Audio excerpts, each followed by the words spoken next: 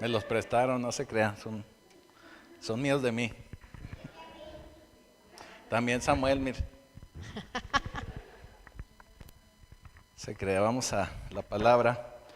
No, lo que pasa es que ya ve que a mí siempre me gusta utilizar un versículo clave.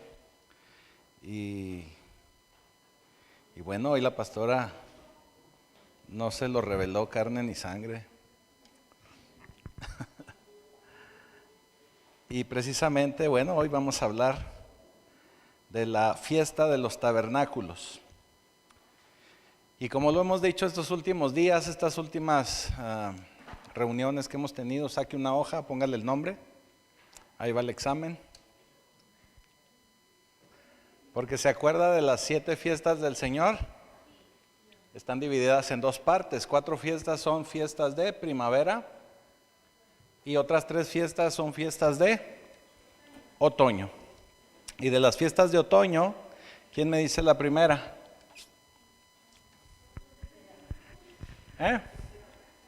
¿Cuál, perdón?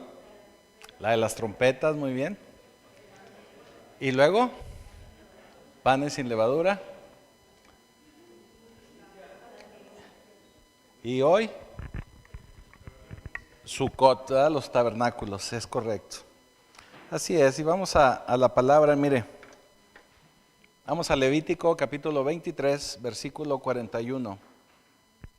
Esta es la ordenanza del Señor para esta fiesta y dice: y le haréis fiesta a Jehová por 7 días cada año. Así celebro yo mi cumpleaños. Será estatuto perpetuo por vuestras generaciones. En el mes 7º lo haréis. Sigue diciendo en el 42, en tabernáculos habitaréis 7 días. Todo natural de Israel, o sea, todo nacido de Israel, habitará en tabernáculos, para que sepan vuestros descendientes que en tabernáculos hice yo habitar a los hijos de Israel, cuando los saqué de la tierra de Egipto. Y luego firma, dice: yo Jehová, vuestro Dios. Pero también en Deuteronomio 16, versículo 16, dice así. No se refiere únicamente a la fiesta de los tabernáculos, pero dice así: 3 veces cada año aparecerá todo varón tuyo delante de Jehová tu Dios, en el lugar que él escogiere. En la fiesta solemne de los panes sin levadura, y en la fiesta solemne de las semanas, y en la fiesta solemne de los tabernáculos. Y ninguno se presentará delante de Jehová con las manos vacías.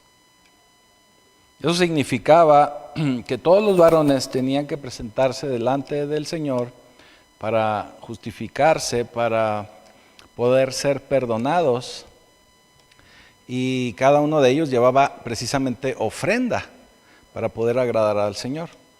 Cuando se refiere a la fiesta solemne de las semanas, que es la que nos puede sacar un poquito de onda, que dice uno, bueno, ¿y esa cuál es? La fiesta solemne de las semanas es el Pentecostés, porque en la Escritura nos habla de una determinada cantidad de semanas, 7 semanas, después del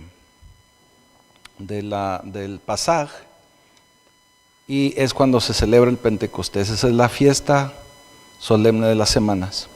Y el día de hoy, bueno, estamos hablando de la fiesta de los tabernáculos, una de las 3 fiestas más importantes para el Señor. Por eso le quise leer este pasaje. Si se da cuenta, la primera fiesta muy importante para el Señor es los panes sin levadura. Nos está hablando de una vida sin pecado. La segunda fiesta muy importante para el Señor nos está hablando de la llegada del Pentecostés, la llegada del Espíritu Santo a nuestra vida. Se lo estoy traduciendo para nosotros como cristianos, ¿verdad? Como hijos del Señor por medio de Cristo. Y la tercera fiesta es esta, la de los tabernáculos. algo muy importante para el Señor. Porque en esta fiesta del tabernáculo, se celebraba que el Señor habitaba junto con su pueblo o en medio de su pueblo. Porque usted tiene que recordar que durante toda la travesía del pueblo de Israel, cuando sale de Egipto, ellos van siendo dirigidos por Dios, y cuando ellos acampaban, establecían un tabernáculo, un templo, en medio de donde acampaban, y todas las tribus acampaban a su alrededor. Eso significaba simbólicamente que el Señor está en el centro de su vida y que el Señor habitaba con su pueblo, o habita con su pueblo. Muchos judíos hasta la fecha, hasta la época actual, siguen llegando a Israel en estos días, en estas fechas, para celebrar precisamente las fiestas, la fiesta del Sukkot, de los tabernáculos. Y usted debe de estar pensando ya a estas alturas, ¿y eso qué tiene que ver conmigo? Por eso le hice ahorita una breve introducción de qué significan estas fiestas para nosotros. Porque usted puede pensar, bueno, yo no soy judío, nosotros estamos en Cristo, soy cristiano, ¿y qué tiene que ver esto conmigo? Entonces, si usted se está haciendo esta pregunta, bueno, vamos a aclararlo, porque esta celebración nos recuerda y nos apunta a algo que tiene mucho que ver con nosotros como cristianos. Y ya lo decía la pastora, por eso le decía que ya empezó ella la prédica desde antes. Juan capítulo 7, y vamos a leer a partir del versículo 37. Amén, por eso dije que no te lo reveló ni carne ni sangre. Y dice así, Juan 7:37, ahí iniciamos lectura. Y dice, en el último, fíjese cómo inicia, en el último y gran día de la fiesta, o sea, hoy, tabernáculos, Jesús se puso en pie, alzó la voz diciendo, si alguno tiene sed, venga a mí y beba. El que cree en mí, como dice la Escritura, de su interior correrán ríos de agua viva. Esto dijo del Espíritu que habían de recibir los creyentes, los que creyesen en Él, pues aún no había venido el Espíritu Santo, porque Jesús no había sido aún glorificado. Amén. Señor, te damos gracias por esta palabra, te damos gracias por tus enseñanzas, y permite que podamos llevar esta enseñanza a la práctica para convertirnos en hacedores de tu palabra, caminar por fe y poder establecer tu reino en todo lugar. Te damos ya gracias en el poderoso nombre de Jesucristo. Amén. Así que la fiesta de los tabernáculos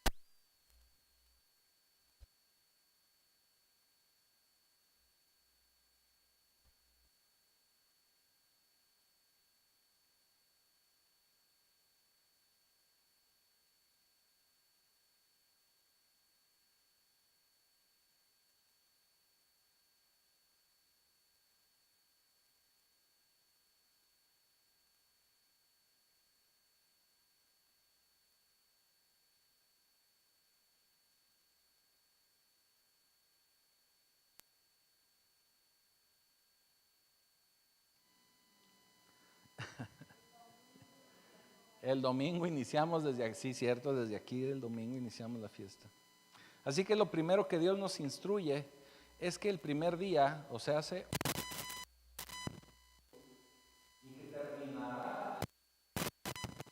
también con otro día de reposo, tiene que ser dedicado al Señor. Fíjese, este es un entendimiento que para nosotros como cristianos no lo tenemos muy claro. Cuando el Señor crea los cielos y la tierra, y Él hace toda la creación, la crea en 6 días. Y el séptimo día lo utilizó para contemplar la creación, y el era bueno. Para nosotros, cuando dedicamos un día al Señor, un día de fiesta, ¿Se acuerda el concepto que le di de fiesta hace 3 miércoles?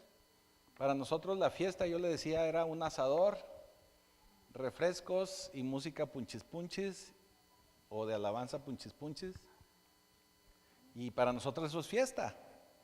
Pero para el Señor el concepto de fiesta es tener un encuentro con su pueblo, poder encontrarse con nosotros, el poder tener una relación con nosotros.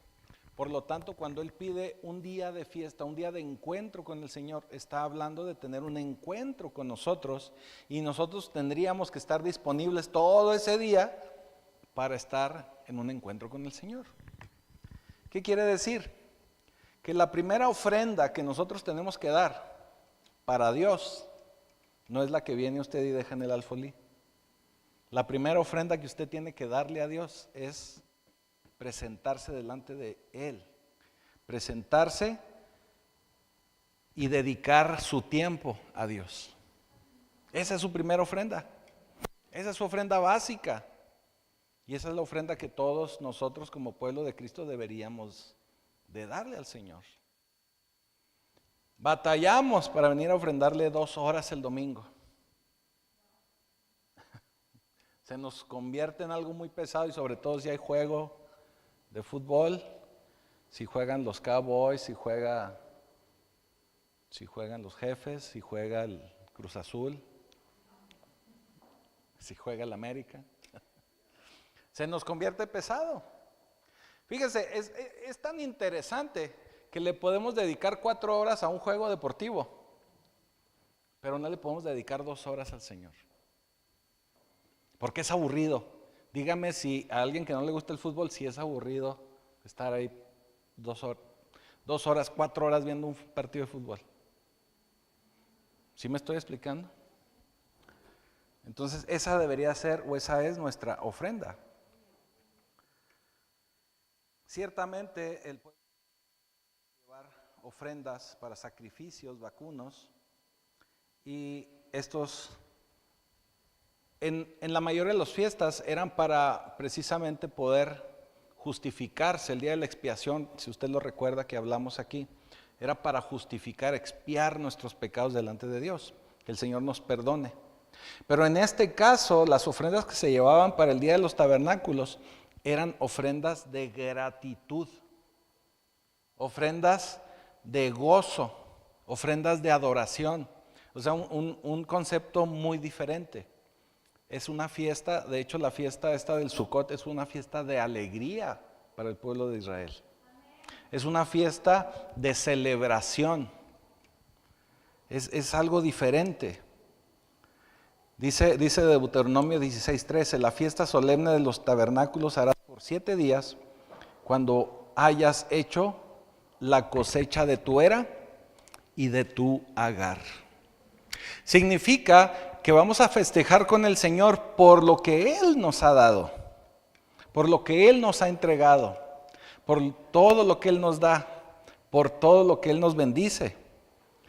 Dice, en la fiesta, el pueblo de Israel recolecta palmeras, frutos durante este tiempo, y con esas mismas ramas es que hacen sus tabernáculos, sus chozas, sus casas, ¿verdad? Donde habitan estos 7 días. Para que lo podamos entender, es como si ellos hicieran su casita de campaña, ¿verdad? Como cuando vamos a nosotros a acampar. Eso es lo que ellos hacen. Establecen su sukkot, su tabernáculo en algún lugar, a veces pues no sé, en lugares públicos, hay partes especiales donde lo pueden hacer, fuera de sus casas. Y ahí es donde habitan estos 7 días. ¿Por qué? Porque es el agradecer que el Señor los libró de Egipto. Y en Levítico 23:43 dice que tienen que celebrar para que sus descendientes no se olviden que el Señor los libró de Egipto. En otras palabras, es buscar que las próximas generaciones no se olviden que tenemos un Dios que nos libera, un Dios que nos ha sacado de la esclavitud de Egipto. En el caso de los judíos, a nosotros nos sacó de la esclavitud del pecado. Pero algo todavía más importante, o sobre todas las cosas más importante, nosotros en el pueblo de Cristo tenemos que entender que el Señor habita, que el Señor mora en medio de su pueblo. Y no solamente en medio de su pueblo, sino que Él mora dentro de cada uno de nosotros. Porque esa es la promesa del Señor, que nos va a acompañar, pero que también va a habitar en nuestro corazón. ¿Sí? Fíjese, cuando llegaron los primeros pobladores que llegaron de Europa a Estados Unidos, se les conoce con el nombre de puritanos, a esos primeros pobladores que llegaron. Y estos pobladores traían una enseñanza judeocristiana. ¿Qué quiere decir? Eran cristianos, pero tomaban muy en cuenta al Antiguo Testamento y tomaban muy en cuenta estas enseñanzas del Antiguo Testamento. Y ellos le daban gracias al Señor. Vaya, celebraban las fiestas del Señor, los encuentros con el Señor. Y tan sabemos que lo celebraban que se estableció una fiesta que todos y cada uno de ustedes conoce, en Estados Unidos sobre todo, que se llama el Thanksgiving. ¿Y qué significa esto? Acción de gracias.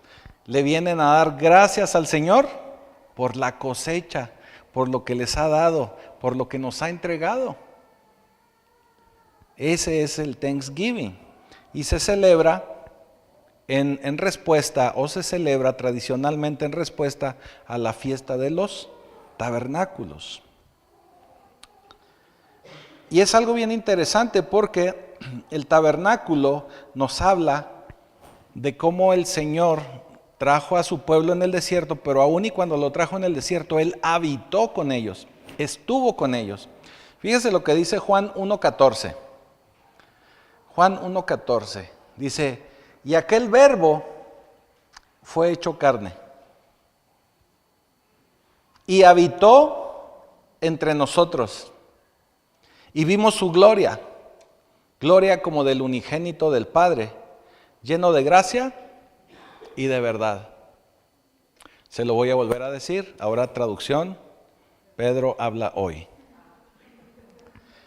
Y aquel verbo fue hecho carne y puso su tabernáculo en medio de nosotros y vimos su gloria, gloria como del unigénito del Padre, lleno de gracia y de verdad. Nosotros, los que creemos en Jesucristo y lo hemos recibido como nuestro Señor, el Señor ha puesto su tabernáculo dentro de nosotros. Él habita en nosotros. Eso significa que el tabernáculo y el motivo de esta celebración, porque tiene que recordar que hoy es celebración, hoy no es expiación, hoy es celebración, y son 7 días de celebración, es porque el Señor habita entre nosotros, porque el Señor está entre nosotros. En el pueblo de Israel, cuando se lleva a cabo este último día, o este último gran día de fiesta, así le llaman ellos, ese día se leen las Escrituras, se leen estos pasajes de las Escrituras de Levítico, de Deuteronomio, de la salida de Israel se lee también. Hay unos pasajes inclusive de Nehemías, cuando en Nehemías se vuelve a leer todo este recordatorio de la palabra de Dios. Se hacen ese tipo de lecturas.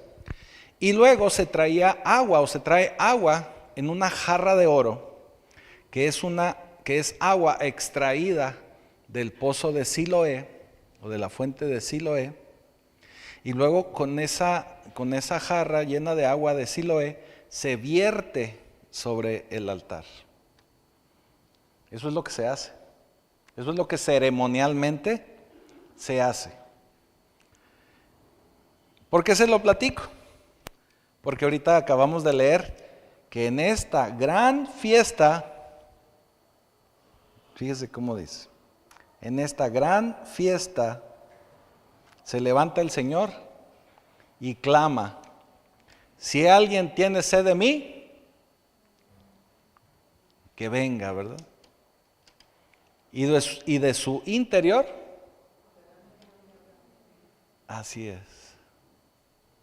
fluirán ríos de agua viva. Se da cuenta que ceremonialmente el judío va por esa agua de Siloé y luego la vierte sobre el altar. Pero cuando nosotros estamos en Jesús y que el Señor habita en nosotros, de nuestro interior va a fluir esa agua viva. ¿Sí nos están más o menos entendiendo? Como lo decía ahorita la pastora, ¿alguien tiene sed? Esa sería la primera pregunta. ¿Alguien tiene sed? Amén. Todos tendríamos que tener sed, todos tenemos sed. Porque de la misma forma en que Dios proveyó esa agua en lo físico, Él lo va a hacer y lo está haciendo en lo espiritual. ¿Y cómo sabemos que está alguien sediento? Podemos ver a mucha gente que está sedienta porque muestra insatisfacción, descontento, falta de perdón o falta de dominio del pecado. ¿Qué significa? Que no puede evitar el estar cayendo en pecado. Todo eso es una señal de que tiene sed. ¿Qué tratamos de hacer cuando la gente tiene sed? Hay un concepto para nosotros que se llama la teología del completamiento o la teoría del completamiento. Y significa que cuando nosotros no estamos conectados correctamente con el Señor, con la fuente, con esa fuente de agua viva, vamos a sentir un vacío en nuestra vida. Vamos a tener un vacío en nuestra vida de tal manera que lo vamos a querer llenar con algo. Hay mucha gente que lo quiere llenar con fútbol. Perdón por el ejemplo otra vez, ¿verdad? Hay gente que lo quiere llenar con fiestas. Hay gente que lo quiere llenar con alcohol. Hay gente que lo quiere llenar con... Es más, yo he conocido gente que lo quiere llenar hasta haciendo compras, haciendo shopping. ¿Por qué? Porque se convierte en algo que usted siente el vacío y tiene una necesidad de ir por más. ¿Por qué? Porque tiene sed, porque no se le calma esa sed. Vamos por aquí, por allá, buscando cosas, pero no encontramos algo que nos quite verdaderamente la sed. ¿Recuerda cuando el Señor se encuentra con esa mujer samaritana y que le dice, si supieras quién soy yo, tú serías quien me pida agua a mí? Estaba hablando de esa sed. Y le dice, porque no 3 como Paquita, le dijo, 5 has tenido. Y aún con el 6º que vives, tampoco es tu mareado. ¿Sí me estoy explicando? Esa mujer quería llenar ese vacío, esa sed, con hombres. Lo mismo pasa en la actualidad. Hay gente que lo quiere llenar con hombres, con mujeres, con lo que sea, porque tienen sed. Así que si no corregimos esa sed, si seguimos dándole rienda suelta a esa sed, pues vamos a seguir queriéndola llenar con una N cantidad de cosas. Pero la respuesta y lo único que nos va a quitar esa sed es nuestro Señor Jesucristo. Por eso dice, si alguno tiene sed, venga a mí. Eso significa que tiene agua viva para todos y cada uno de nosotros. Significa que si usted ya recibió a Jesús, usted ya dio ese primer paso, usted ya encontró esa salvación, usted ya encontró esa renovación, encontró ese perdón de sus pecados. Y si aún no lo ha hecho, asegúrese de no irse hoy, esta tarde, sin hacerlo, recibir al Señor. Y tiene que venir y tomar del agua de vida. Si alguno tiene sed, venga a mí y beba. Venga a mí y beba. Es decir, con el Señor Jesucristo, permitir que se apropie de la operación completa de su vida. Que Él opere nuestra vida, su vida. ¿Sí me estoy explicando? Que Él la maneje. Que Él nos diga qué hacer, cómo hacer, por dónde ir. ¿Cómo? Por medio primeramente de su palabra, conociendo de su palabra. Porque hay mucha gente que ya le dijo al Señor: te acepto, Jesús, como mi Señor, como mi Salvador, pero eso no es suficiente para una vida sedienta. ¿Por qué no es suficiente? Déjeme, le trato de, bueno, eso lo he explicado varias veces, pero una vez más, porque se lo voy a seguir explicando 1001 más hasta que a todos nos quede bien claro. Usted tiene que saber, que yo sé que ya varios de ustedes lo saben, que cada uno de nosotros somos tripartitas. Tenemos cuerpo, tenemos alma y tenemos espíritu. El cuerpo, dice la Escritura, que nada aprovecha, pero el cuerpo es este vehículo en el cual nos movemos, en el cual transitamos. El alma es lo que nos da personalidad, el alma es lo que somos cada uno de nosotros. El alma también, si lo vemos a través de las Escrituras, puede referirse a nuestra mente. Inclusive, como no había un concepto muy generalizado o detallado de esto, también en algunas partes de la Biblia lo podemos encontrar como nuestro corazón, fíjese. Porque es nuestro ser, o sea, nos movemos, ¿verdad? De acuerdo a eso, de acuerdo a lo que siente nuestro corazón, dice él en algunos pasajes. Pero se refiere a nuestro corazón, nuestra alma, nuestra mente. Y el espíritu es ese soplo de vida que solamente viene de Dios. Es eso que permitió que podamos estar con vida. Es esa chispa divina de parte del Señor que nos permite vivir. Por lo tanto, el espíritu y el alma le pertenecen al Señor porque el Señor nos lo entrega, nos lo da. Pero cuando nosotros recibimos a Jesucristo, nos conectamos al Espíritu de Dios, que se conecta a nuestro espíritu de vida, y eso nos empieza a transmitir vida. En esa conexión, hablando de agua, es como si en ese momento el Señor nos pone una bomba de agua en nuestra vida, y esa bomba de agua tiene que empezar a bombear, a fluir a nuestra alma, para que nuestra alma empiece a hidratarse o empiece a ser transformada. Y cuando nuestra alma empieza a ser transformada, como nuestra alma es nuestra mente, nuestro corazón y es lo que dirige nuestro cuerpo, es cuando vamos a empezar a dejar de pecar. ¿Sí me estoy explicando? Cuando empieza a fluir esa vida por medio del Espíritu a nuestra alma, a nuestro corazón, nuestra cabeza, nuestra alma, lo que somos, empieza a ser transformado de tal manera que dejamos de pecar con el pensamiento y dejamos de pecar con nuestra acción, porque ya no dejamos al cuerpo que haga cosas que son pecado. Por eso me voy más allá, ¿verdad? No es nada más el cuerpo. Hay muchas cosas que son pecado desde que las estamos pensando, concibiendo acá en nuestra mente. ¿Sí?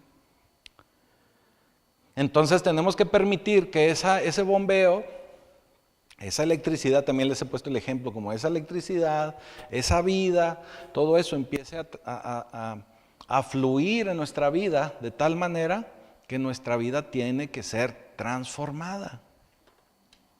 Por eso tenemos que ser cambiados, por eso tenemos que ser transformados, renovados. Y por eso tenemos que empezar a dar un fruto diferente.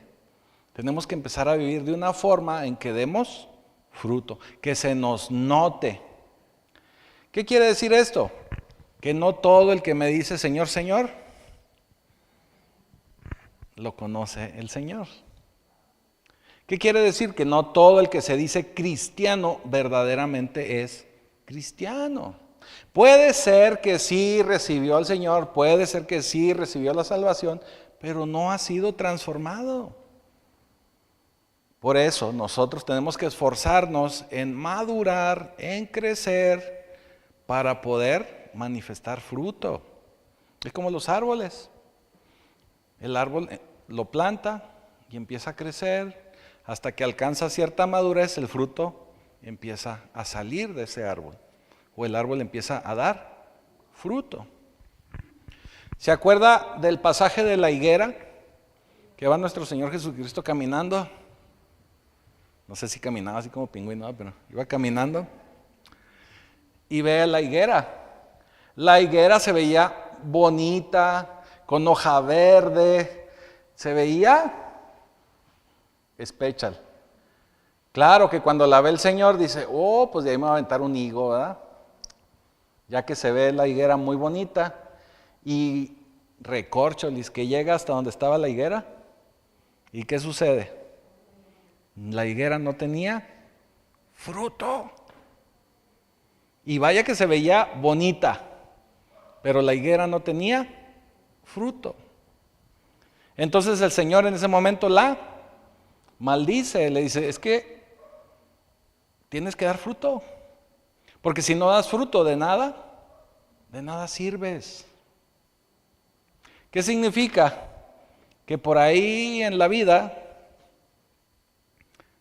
nos podemos encontrar a muchas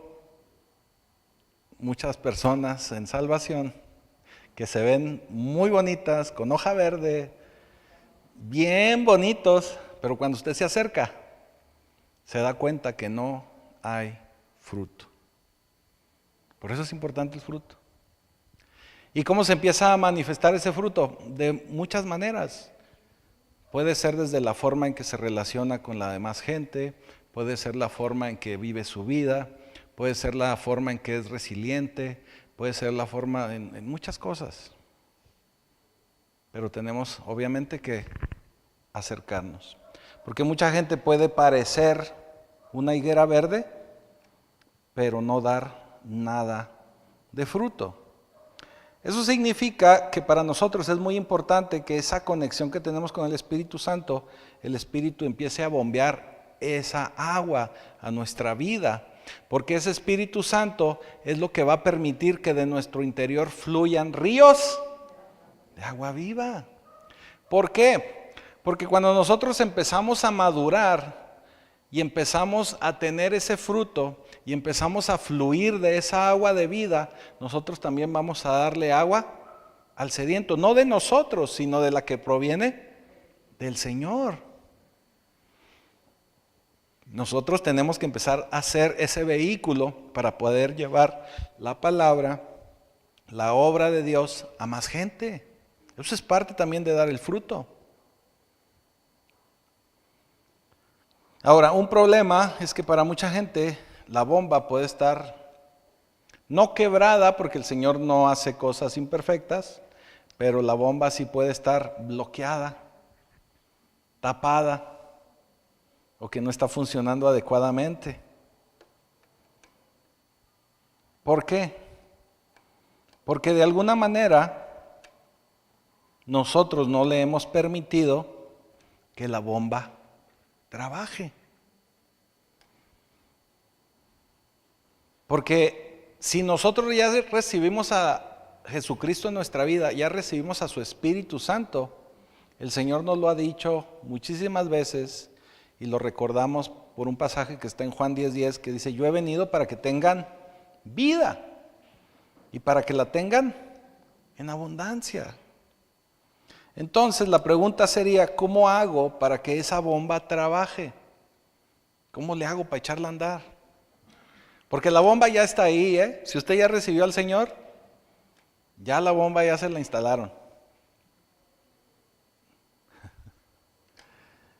Y Jesús nos da la respuesta y dice, en Juan 6:35, dice, el que cree en mí no tendrá sed jamás. También en ese pasaje nos habla de que es el pan de vida, ¿verdad? Pero nos habla también de que es quien quita esa sed, quien nos da agua de vida.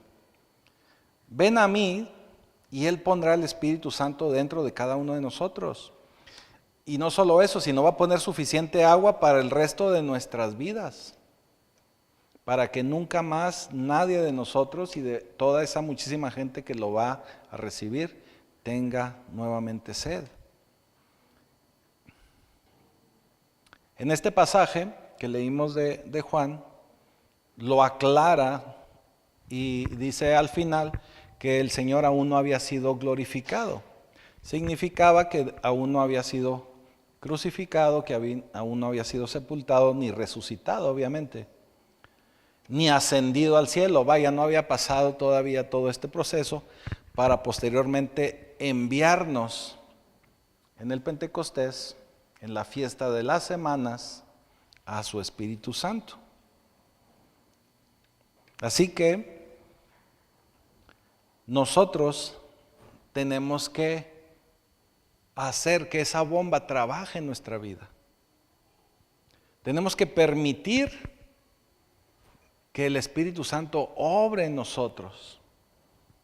Pero otra situación que nosotros tenemos que hacer y que tenemos que buscar en nuestra vida para que esa bomba esté de constante fluyendo y enviándonos agua, sea cual sea la situación, es que tanto privada como públicamente usted tiene en todo momento que darle la gloria a Jesucristo. Esa es la forma en que le vamos a permitir que esa bomba fluya.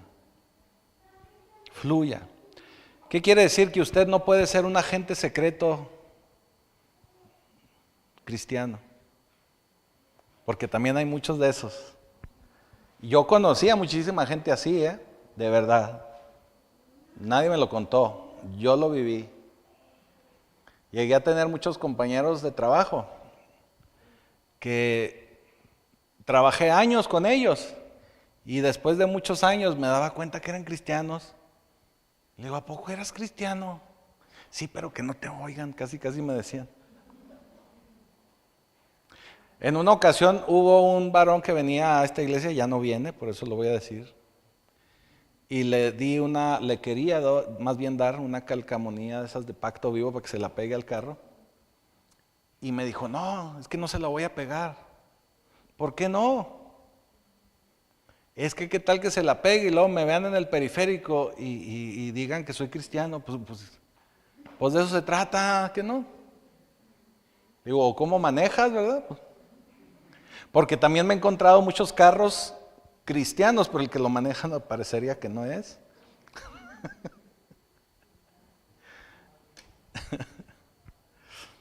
Así que tenemos que glorificar al Hijo. Tenemos que glorificarlo porque de esa manera vamos a permitir que el Espíritu Santo fluya. Porque tenemos que recordar que el Espíritu Santo vino a glorificar al Hijo. Así como el Hijo vino a glorificar al Padre. El que cree en Dios, el que solamente dice creo en Dios, no pone a trabajar la bomba. ¿Por qué? Porque para mucha gente Dios es un Dios genérico. Es un Dios genérico. Dios puede ser cualquier cosa. ¿Sí me estoy explicando? Cuando alguien dice Dios, no se vaya con la finta, Porque hay mucha gente que dice, no, todos somos hijos de Dios. Espéreme, tampoco es cierto. No me voy a poner ahorita a debatir o a enseñarle eso, pero no todos somos hijos de Dios tampoco. Y no porque alguien mencione a Dios así genérico, es el mismo Dios. La manera en que nosotros tenemos para poder entender de cuál Dios hablamos es Jesucristo. El Padre de Jesucristo. Dios Padre de Jesucristo. Yahvé, Elohim. Rafa, obviamente son las características de nuestro Dios. Eso significa que no porque a usted le digan Dios, que creen en Dios, pues creen en el mismo Dios.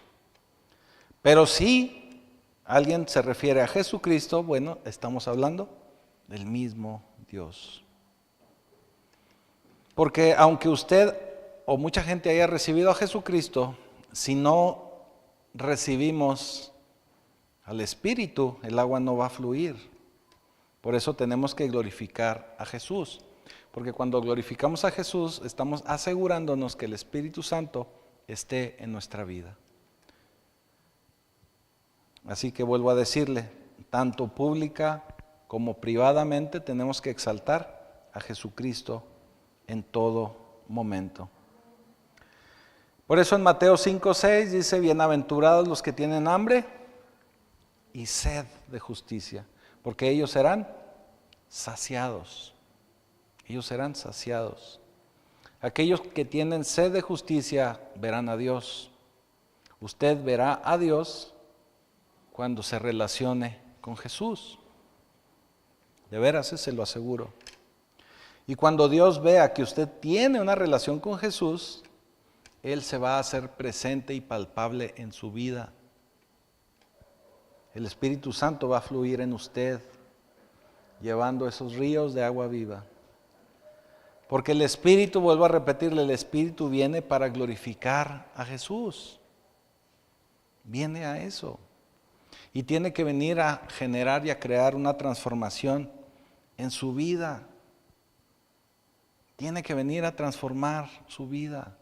Tiene que haber una transformación. Ahora, lo mejor de todo esto es que es sin costo alguno. No le va a costar, lo único que le va a costar es su esfuerzo.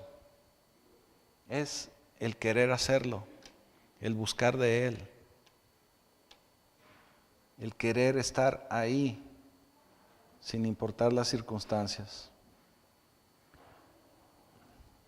Apocalipsis 21, versículo 5, bueno, del 6, vamos a leer el 6. Dice, al que tuviere sed, yo le daré gratuitamente de la fuente del agua de la vida. Al que tuviere sed, se vuelve a referir a estos ríos de agua viva. ¿Tiene sed? Pues venga a mí, es sin ningún costo. Apocalipsis 22, 16, vuelve a referirse al Señor y dice, el que tiene sed, venga.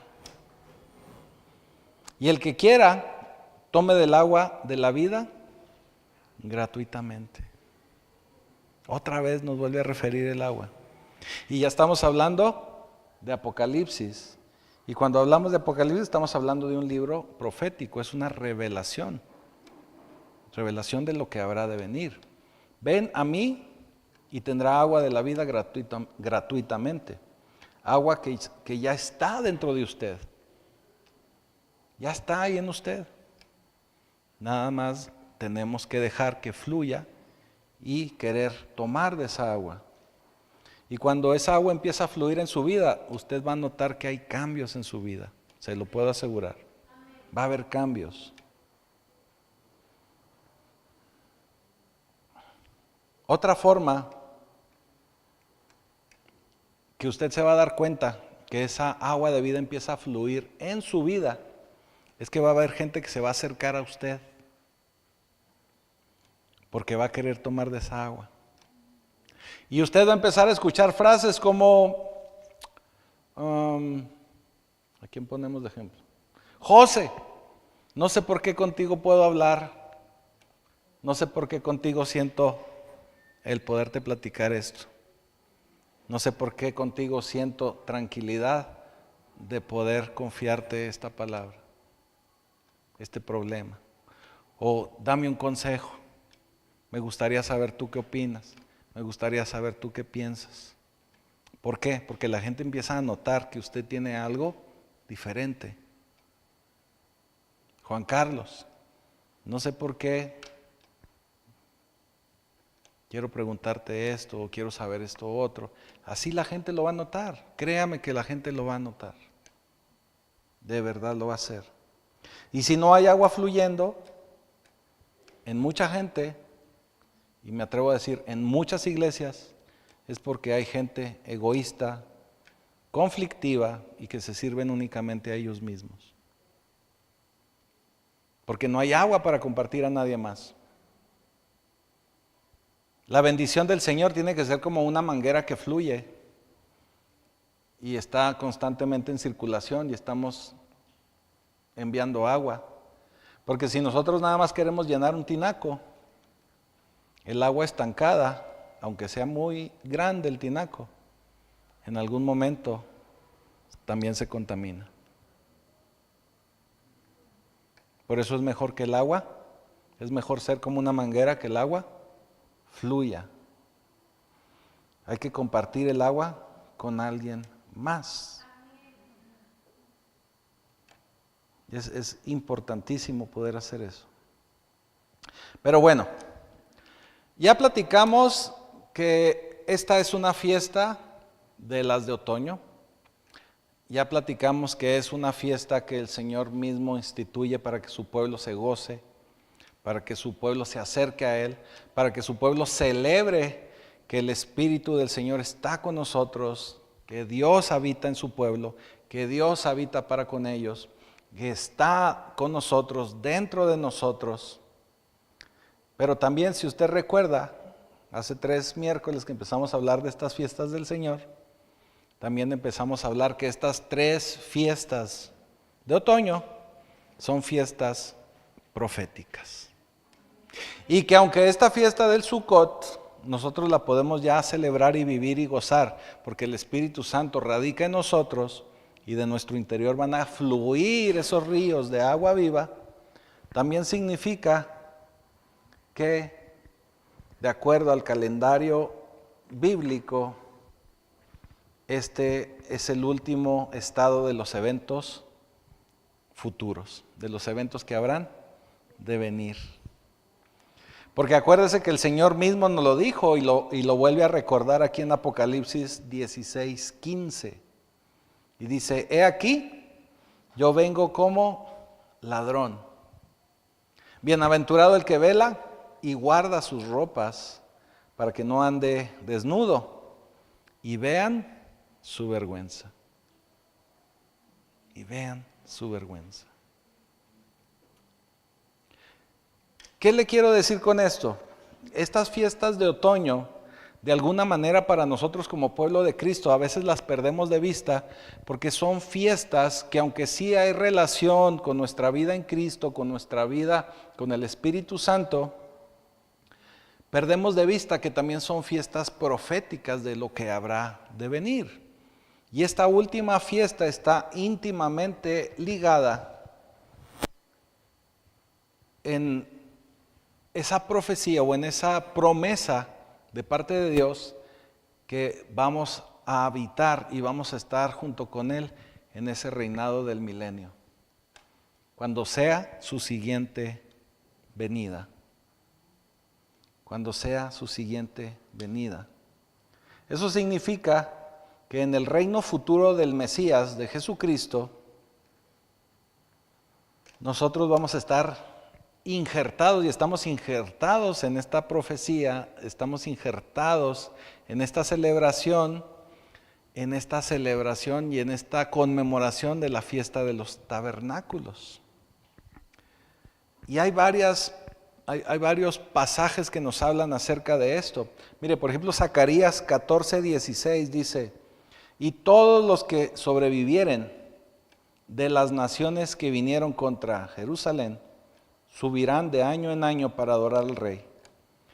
Y Jehová de los ejércitos a celebrar la fiesta de los tabernáculos. Este pasaje no nos está hablando de la celebración que nos pide el Señor por medio del Levítico, sino esta es un pasaje que el Señor le está revelando a Zacarías de los tiempos que habrán de venir. Esto nos está hablando de algo que está por venir. La profecía completa ahorita no nos daría el tiempo para podérsela explicar, pero nos habla que van a llegar tiempos de tanto conflicto que en la que Israel, Jerusalén va a ser atacada por muchísimas naciones. Y cuando eso suceda es cuando se aproxima o está ya en puerta la venida del Mesías. Y no es por asustarlo, pero no sé si ha visto las noticias últimamente. Y eso nos está avisando que la venida del Señor cada día está más cerca. Por eso vuelvo a repetirle lo que le leí en Apocalipsis 16:15. He aquí yo vengo como ladrón. ¿Cómo llega un ladrón? cuando menos se lo espera. Bienaventurado el que vela y guarda sus ropas. ¿Qué significa? Bienaventurado aquel que está alerta, está al pendiente y guarda sus vestiduras de no caer en pecado. Romanos 11:17 dice: pero sí algunas de las ramas fueron desgajadas, y tú, siendo olivo silvestre, has sido injertado en lugar de ellas, y has sido hecho partícipe de la raíz y de la rica savia del olivo. Eso significa que nosotros como pueblo de Cristo estamos injertados al pueblo de Israel. Somos parte del pueblo de Dios. Parte del pueblo de Dios. Romanos 11:25. Este es un pasaje que últimamente se lo he leído, porque es un pasaje profético. Y dice: porque no quiero, hermanos, que ignoren este misterio. Ya hemos hablado también acerca de los misterios, ¿sí recuerda? Cuando el Señor, en este caso por medio de Pablo, nos habla de los misterios, es de una información que en el Antiguo Testamento estaba incompleta, pero ahora para nosotros en el Nuevo Testamento ha sido revelado. Entonces dice: no quiero que ignoren de este misterio, para que no sean arrogantes en cuanto a vosotros mismos, que ha acontecido a Israel endurecimiento en parte. Significa que el Señor se ha puesto serio con Israel. Ya no juega con Israel, ya no le hace gracia lo que hace Israel. Lo tiene en pausa. ¿Por qué? Porque ahora estamos en una etapa de la iglesia del Señor, en la etapa de Cristo. Cuando usted ve la historia a través de las Escrituras, usted se puede dar cuenta como toda la etapa del Antiguo Testamento nos habla de Dios Padre. ¿Sí se ha fijado? Por eso hay mucha gente que inclusive dice: ay, no es el mismo Dios. Sí, sí es el mismo Dios, pero lo hemos visto en etapas diferentes. Vemos a Dios Padre. Dios Padre participaba activamente con su pueblo. Entonces, cuando Él estaba incómodo con su pueblo, molesto, enojado, por eso mandaba fuego del cielo, por eso abría la tierra para tragarse a todos los rebeldes, por eso mandaba inundaciones. Era una ira activa que tenía Dios Padre. Luego vemos en los evangelios que viene la etapa de Dios Hijo por medio de Jesucristo, caminando entre nosotros, dándonos una nueva revelación, dándonos una nueva relación. Por eso se llama Nuevo Testamento, porque usted tiene que entender, cuando hablamos de testamentos es porque usted va a recibir una herencia. Entonces haga de cuenta que su papá hizo un testamento que dijo: todos mis bienes y todo lo mío, todo lo que yo tengo, se lo estoy dejando a mis hijos mayores, el pueblo judío. ¿Sí? Pero, no hombre, dice: mis hijos mayores se han portado bien mal. Ya hasta gordos me caen. Se han portado bien mal. Ahora voy a cambiar el testamento. Voy a ir nuevamente con el notario y ahora le voy a dejar todo a mis hijos más pequeños. Por eso nosotros estamos incluidos en el Nuevo Testamento. De hecho, Pablo en la carta a los Romanos, él nos habla de esto y nos dice que si nosotros vamos a recibir una herencia, un testamento, pues primero tenía que haber muerto la persona que nos va a dejar la herencia. Por eso tuvo que morir nuestro Señor Jesucristo, para que nosotros pudiéramos ser partícipes y recibir su herencia. Y parte de esa herencia es el Espíritu Santo que radica en nosotros y que por medio de él tenemos ríos de agua viva. ¿Sí? Entonces, en esta etapa del Evangelio, de los Evangelios, vemos a nuestro Señor Jesucristo caminando con nosotros, dándonos esta nueva enseñanza, estos nuevos principios, que no son nuevos, sino es enseñándonos los mismos principios desde una perspectiva diferente, ¿verdad? Y luego, Él tiene que partir y nos da la promesa de su Espíritu Santo. Porque por medio del Espíritu Santo ya Él puede habitar espiritualmente en cada uno de nosotros. Por eso cuando estaba con los discípulos les conviene que yo me vaya. Porque ahorita que estoy con ustedes pues me tienen aquí en físico. Pero cuando yo vaya con el Padre les voy a enviar a ese consolador, les voy a enviar a ese tutor, les voy a enviar también hay unas traducciones que lo manejan, les voy a enviar esa ayuda idónea, es como un matrimonio, una mujer, para que los acompañe. Y espiritualmente está dentro de cada uno de nosotros. Por eso dice, les conviene. Porque ya de esa manera, estemos donde estemos, en el lugar que estemos, en el momento que estemos, Él va a estar con cada uno de nosotros. ¿Se da cuenta de lo maravilloso que es esto? Por eso es importantísimo que lo entendamos así. Entonces, por medio de Cristo, Dios Padre se reconcilia con nosotros los hombres y da oportunidad de que todos nosotros podamos ser partícipes de su herencia de este Nuevo Testamento. ¿Sí? Y por eso, versículo 25 de Romanos 11, dice que ha acontecido a Israel endurecimiento en parte. Dice en parte porque pues sigue siendo su pueblo, ¿verdad? Siguen siendo sus hijos. Hasta que haya entrado la plenitud de los gentiles. Perdón, ¿qué quiere decir? Que vamos a permanecer en esta etapa de la iglesia, porque la etapa de la iglesia inicia desde el Pentecostés con el Espíritu Santo hasta hoy 2024. Vamos a estar en esta etapa hasta que entre la plenitud de los gentiles. ¿Qué significa? Hasta que la última persona que ha de recibir a Cristo lo haga, lo reciba. Porque el Señor ya lo tiene designado, preparado. Y luego dice el versículo 26, y luego todo Israel será salvo como está escrito. Vendrá de Sión el libertador. O sea, en ese momento ya va a venir nuevamente nuestro Señor Jesucristo, su segunda venida, que apartará de Jacob la impiedad. Cuando se refiere a Jacob la impiedad, se refiere al pueblo de Israel.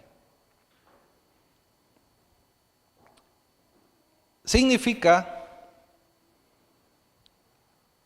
que todos nosotros vamos a venir a ser parte de estos hijos de Dios, la iglesia del Señor. Por eso dice en Mateo 8:11, fíjese Mateo 8:11. Y os digo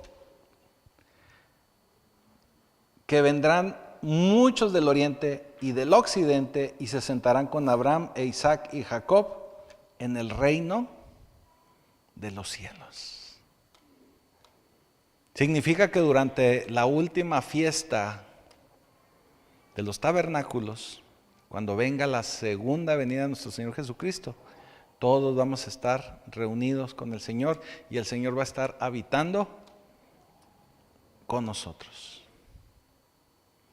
Será un momento de gloria, será un momento de celebración, porque en ese momento, en ese punto, en ese día, vamos a recibir a nuestro Rey, vamos a recibir a nuestro Salvador.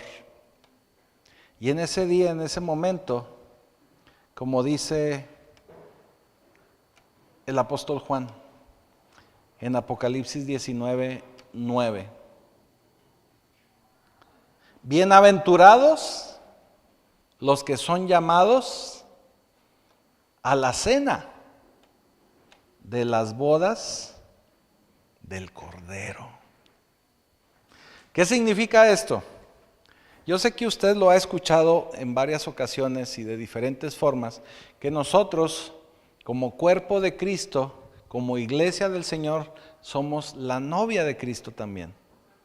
Somos la novia de Cristo. Y como novia de Cristo, estamos preparándonos para esa segunda venida. Y cuando llegue esa segunda venida, ya no vamos a estar celebrando a la novia, sino que ya cuando llega el novio, ya vamos a estar celebrando las bodas del Cordero. Así que yo no sé usted, pero esto del Sukkot, esto de la fiesta de los tabernáculos, verdaderamente es una fiesta para celebrar. Es un momento de celebración. Y vuelvo a repetirle, cuando veamos y que leamos todos estos pasajes de Apocalipsis, todos estos pasajes de lo que ha de venir, todas estas fiestas de otoño que nos hablan de esta segunda venida, no se alarme. Al contrario, son fiestas y son celebraciones que nos deben de dar gozo. Fíjese, es algo bien interesante, porque todos hablamos del Señor y todos queremos ir al cielo y todos queremos estar con Él. Pero como les digo yo en broma, en serio, pues nadie nos queremos morir. Y si nadie nos queremos morir, significa que todavía tenemos muchos apegos aquí en la tierra. Ahora, el que usted deje esos apegos no quiere decir que ya mañana se va a ir con el Señor, pero sí le va a permitir a usted vivir de una manera más libre, de una manera más entregada al Señor y de una manera en que ya vamos a estar esperando la venida del Señor, porque está próxima, porque ya no tarda. Vuelvo a decirle, esto puede ser que todavía tarde, no lo sé, va a venir como un ladrón, no lo sabemos. Pueden ser años, muchos años, no lo sé. Pueden ser meses, pueden ser semanas, pueden ser días o pueden ser horas. Pero aún sea el tiempo que sea, usted tiene que estar preparado. Y mire, y lo hemos dicho, tenemos que estar preparados como si el Señor estuviera próximo a llegar a la siguiente hora. La siguiente hora. Por eso tenemos que estar de constante buscando estar bien con el Señor, buscando el poder dar fruto, buscando el poder ser transformados, buscando el poder llevar de esa agua viva a más gente, porque eso es lo que tenemos que hacer. De eso se trata el establecer reino. El tiempo se acerca, el tiempo está cerca. Y necesitamos comprometernos más con el Señor, de verdad. Mire, como pueblo de Cristo todavía damos mucho a desear. Todavía necesitamos comprometernos aún más. Así que yo le invito a que nos comprometamos con el Señor y celebremos toda esta próxima semana. Es la fiesta de los tabernáculos. Celebre que el Señor está con usted. Celebre que el Señor vive en usted.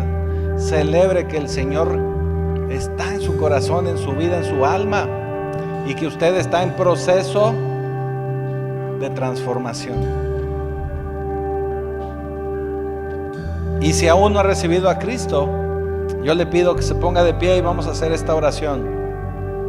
Si ya lo recibió, acuérdese que siempre es bueno poder refrendar nuevamente nuestro compromiso al Señor.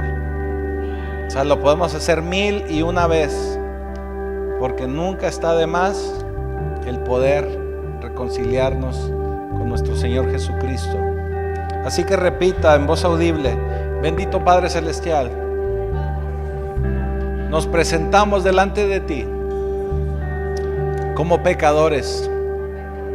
Te pedimos perdón y el día de hoy queremos recibir a Jesucristo como nuestro Señor. Eres un Dios bueno y entendemos que has perdonado nuestros pecados. nos has liberado. Y queremos también pedirte que escribas nuestro nombre en el libro de la vida. Y ya te doy gracias. En el poderoso nombre de Jesucristo. Amén. Bendito Señor, Padre Celestial, te damos gracias. Te doy gracias y te pido una bendición por cada uno de tus hijos. Que tengan el discernimiento, el entendimiento de la celebración tan grande que es poder encontrarse contigo. De poder recibir a Jesucristo en su vida. De poder tener al Espíritu Santo residiendo dentro de ellos. Permite, Señor, que ese Espíritu Santo empiece a transformar sus vidas, transformar su mente, su alma, su corazón, que puedan tener un cambio tan tangible, que empiecen a dar fruto, ese fruto que se volverá deseable para la demás gente y para poder seguir extendiendo de tu evangelio a toda la ciudad, a todo el país y a todo el mundo. Te damos gracias por sus vidas, los bendigo en tu nombre y ya te doy gracias en el poderoso nombre de Jesucristo. Amén.